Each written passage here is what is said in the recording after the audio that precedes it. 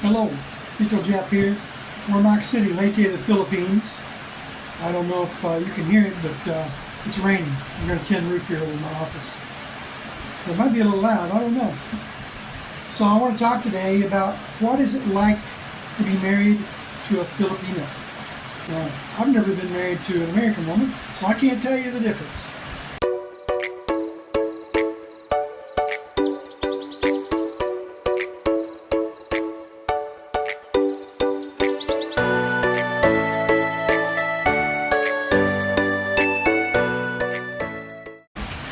But I'm pretty sure it's not all that different. It's just some cultural differences. So, first a little bit about myself.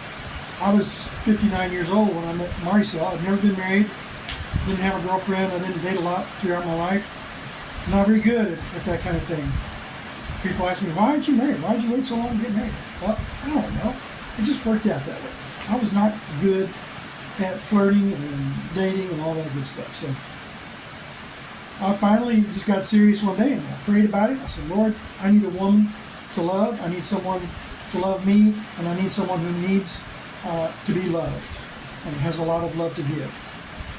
About a month or two later, I met Maricel on FilipinoCupid.com. And I could kind of tell by looking at her picture in her eyes that she was a nice woman. And she's great. She's awesome. She's perfect. Well, almost. So, but a little bit about Maricel. Now, I grew up in Kentucky. First house I remember living in, we didn't have running water. We had a coal stove to heat the house. We had electricity. And we had a garden. Raised a couple of pigs. And my dad had a beef cow that he raised and would slaughter. So things like that. I grew up in the country, a country boy. Now we moved on from that and became city folks. But Maricel grew up in the mountains of Leyte. They didn't have any electricity.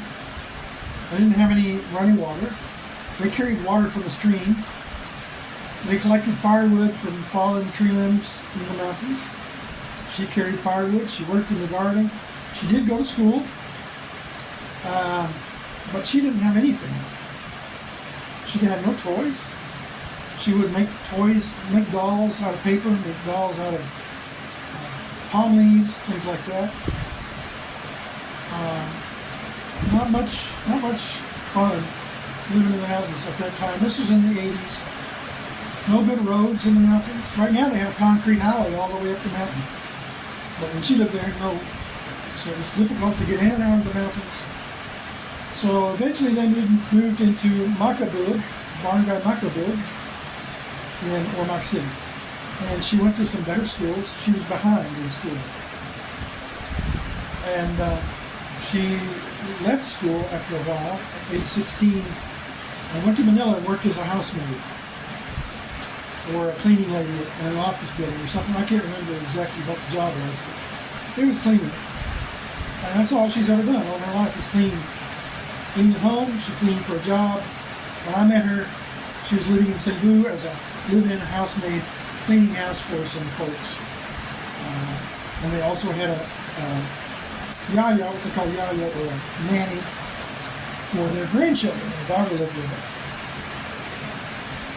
And she just existed. She just got by. Not much fun in her life when I met her. She worked mostly 7 days a week.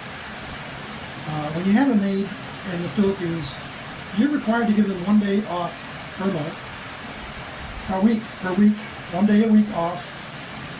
Give them a salary of at least 5,000 pesos a month, which is not much. And you need to pay their Social Security, which is called SSS here in the Philippines, Social Security System. And they pay cash, they pay their own, unless they have a job and the employer pays it. We have a housemaid, and we pay her PhilHealth. I'm not sure if that's required, I can't remember. But it's our sister-in-law, so my sister-in-law, Marcel's sister. So we pay her PhilHealth. Also, I think in the Philippines, at the end of the year, you're supposed to give an extra month's salary, 13th month they call it. 1 week a year off, 1 week of vacation every year. But she didn't get that much. When I saw her, she hadn't seen her family in 2 years. She barely left the house working for those people unless she went with them to the grocery store to go shopping.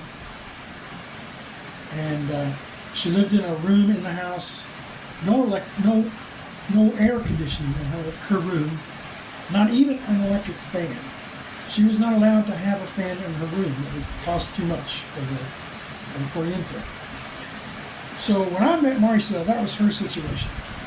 She knew from the age of 16, she told me, that she wanted to marry a foreign guy.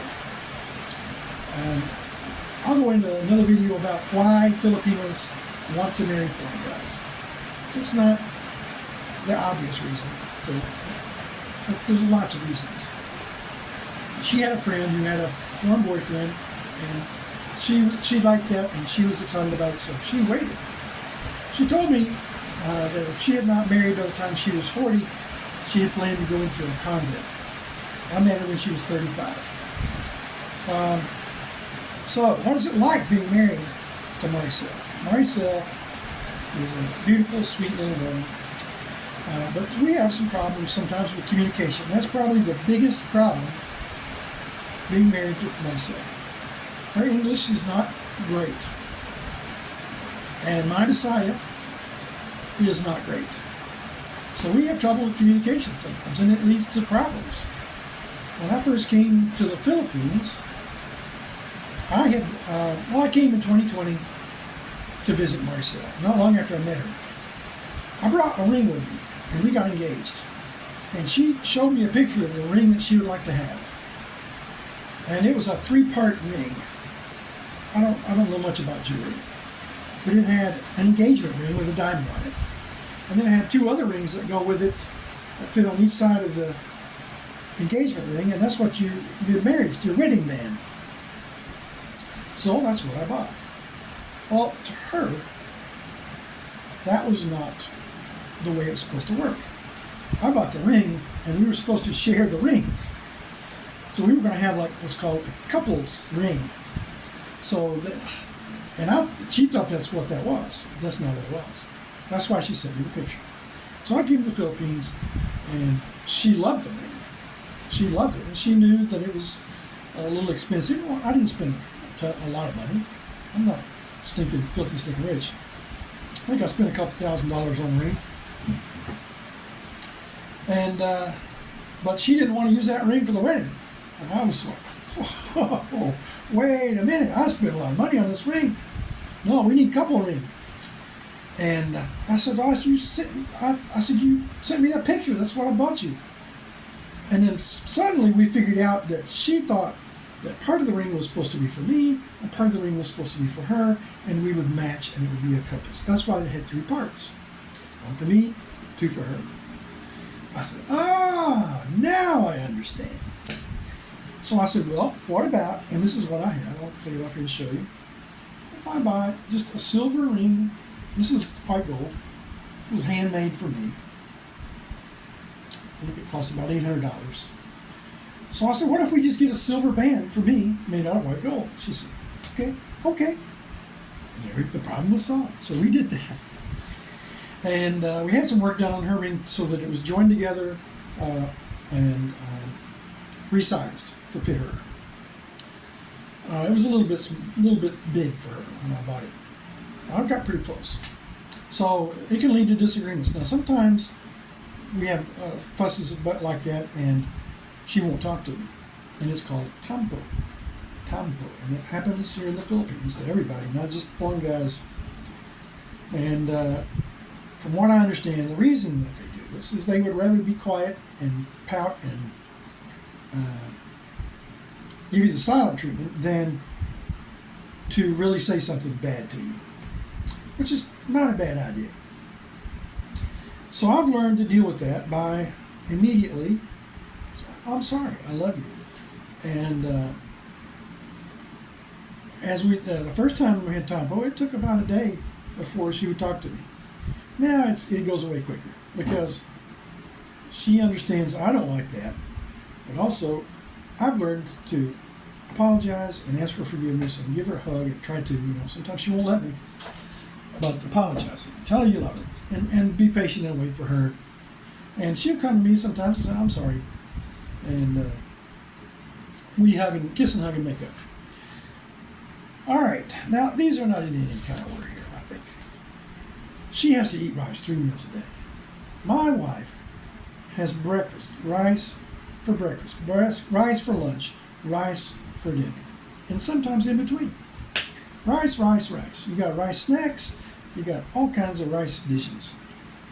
And you got to have it. And I said, well, if we just pick up something on the way home, a dish. Said, oh, we don't have any rice at home. No rice cooked. We don't have to have rice. We don't have to have, no, we got to have rice. And sometimes she'll eat a meal without rice, and I feel her forehead. Are you sick? Are you okay? Need you go to the hospital? So, that's it. Got to have rice 3 times a day. Some other things she likes to eat, and like I said, she grew up in the mountains. One of the things, no refrigerator, so it's hard to keep food, so she bought dried fish. It's called buad, B-U-A-D, buad. And it's a little smelly. I'll tell you, it stinks a little bit, especially when you go to the market and they got lots of it, and you're walking by. But she cooks it in the kitchen. We have kind of a chimney, so I think a lot of the stink goes up the chimney in our house. For people in the Philippines that don't have that, and you're married to a Filipina, you're going to smell it in the house. And some guys tell their wife, no, you're not going to do that in the house. Well, I don't do that. But on the other hand, it kind of smells like you're cooking country ham. I grew up in Kentucky. I grew up eating country ham. If you know what that is, sometimes it has a little odor to it, but it tastes great with biscuits and gravy. Oh yeah. She likes to eat hipon. Hipon is a word for shrimp, but it's not just shrimp.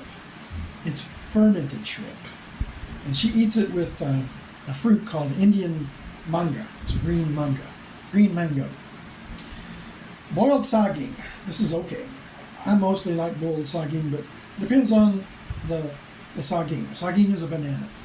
And so they're about 4 inches long, and some of them are pretty tough, and I don't like that kind. But some of them are soft and sweet, and I like that. She picks the skin off of her potatoes. Everybody does here. When I came to the Philippines 2020, went to a cookout celebration for Marcel's aunt's birthday. They had a box full of boiled potatoes, sweet potatoes. Kamote, they call it, kamote. They asked me, you want some kamote? Oh yeah. Picked it up, took a bite, started eating, and there were about 4 or 5 women standing there. They just started laughing and giggling. I said, what's wrong? You eat the skin. I said, yeah, I eat the skin. Now, people in America don't like to eat the skin. But here, it's a rule. You don't eat the skin. So they like to laugh at me for that. She loves bread, and she'll eat a noodle sandwich. It's like ramen noodles. She'll make a sandwich out of noodles. And in America, we buy ice cream sandwiches at the store. They're in a package. They're pre-made. Well, she'll take ice cream and put it on bread, make a sandwich. It's pretty good. I like it. She loves milk tea. You got to have milk tea. I can't stand this stuff. She's got to have milk tea. Now, those are some of her likes. But she's also a very good cook, and she likes to cook things for me. Fried chicken. They eat a lot of fried chicken here in the Philippines. And I love fried chicken. She makes a dish called mongos with coconut and pork. It's delicious. I love it. Mongos are mango. It's like what do you call it? The little small beans from India. Oh, I forget the name of it. But it's good. Humba, which is kind of a sweet braised pork dish. Adobo, which is just pork that's been marinated in soy sauce and vinegar and some peppers maybe, and then boiled, cooked. Torta. Now torta, I like. It's little fish called bulinao, like a minnow. It's from the ocean, bulinao. And they just take those and cook them in with scrambled eggs and make a torta. It's delicious. Dynamite. Dynamite is awesome.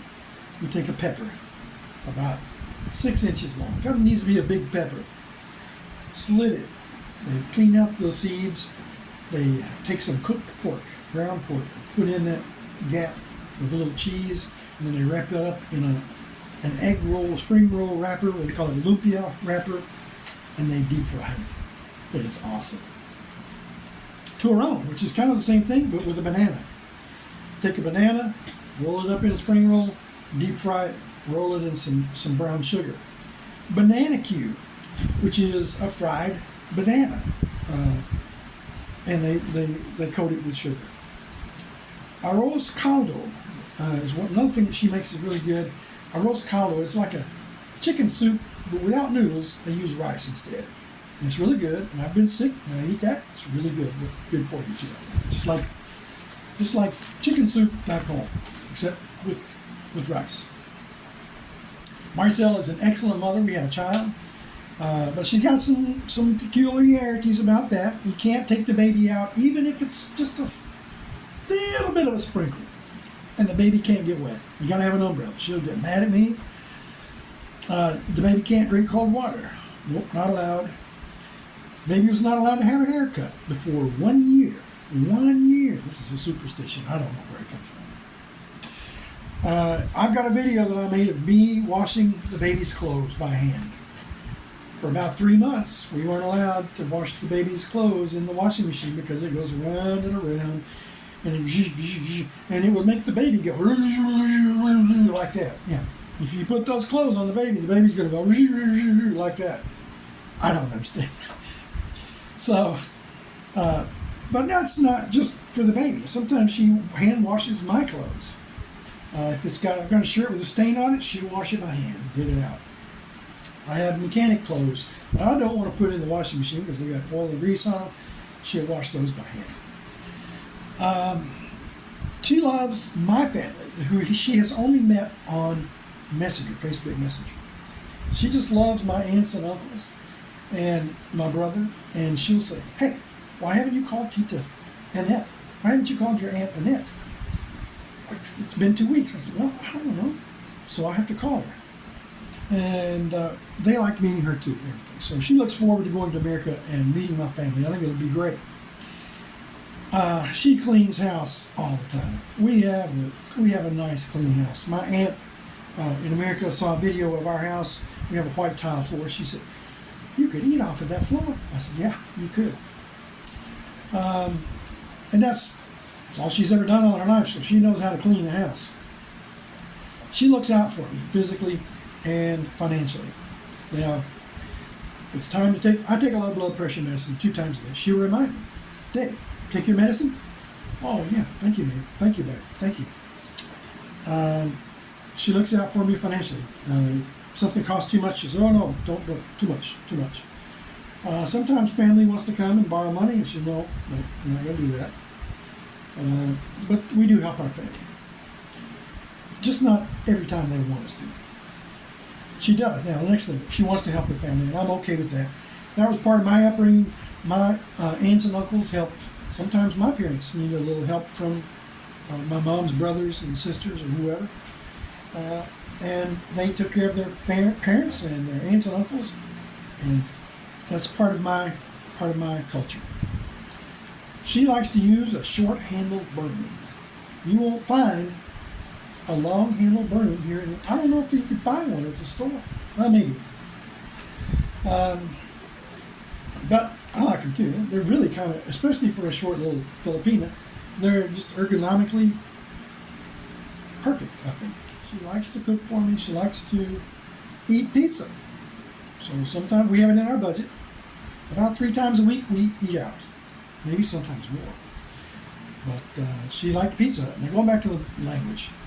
"Babe, let's get Pizza Hut." The very first time we ordered pizza. "I want some Pizza Hut." So I looked online, got on my phone. Pizza Hut. Oh, just no Pizza Hut. No Pizza Hut. How about Alberto's? What about this other one? "Oh, okay. That's okay, yeah." Well, Pizza Hut means pizza. It doesn't mean Pizza Hut, the corporation, the restaurant. So all pizza is Pizza Hut. All toothpaste is Colgate. And we do those things in America. And tissue is a Kleenex. And now I can't think of things, but a refrigerator is a fridge, which is a short abbreviation for Frigidaire. So it's a fridge. Things like that. So just different little language quirks that you have here. Now, a lot of people don't speak English very well.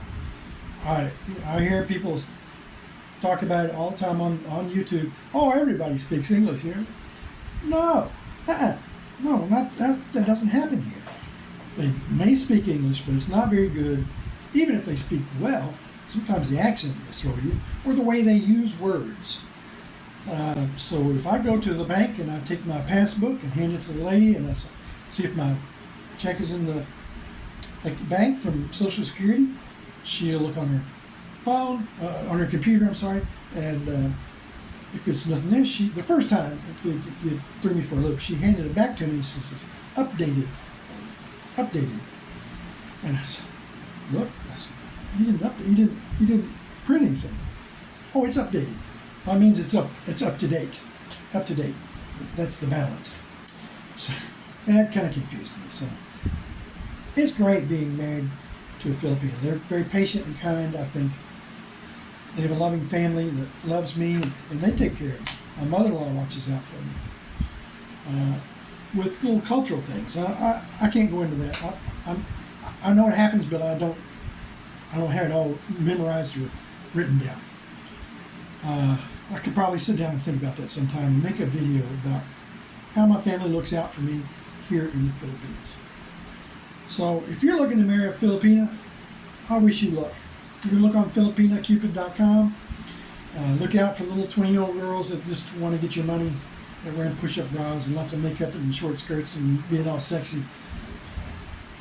Maybe that's the only way they think they can get a man. Marcel was on Filipina Cupid, but she did not dress like that. And that's part of what attracted me to her. So, good luck with finding and marrying a Filipina. If you have any questions or comments or snide remarks, please leave them. And please like and subscribe.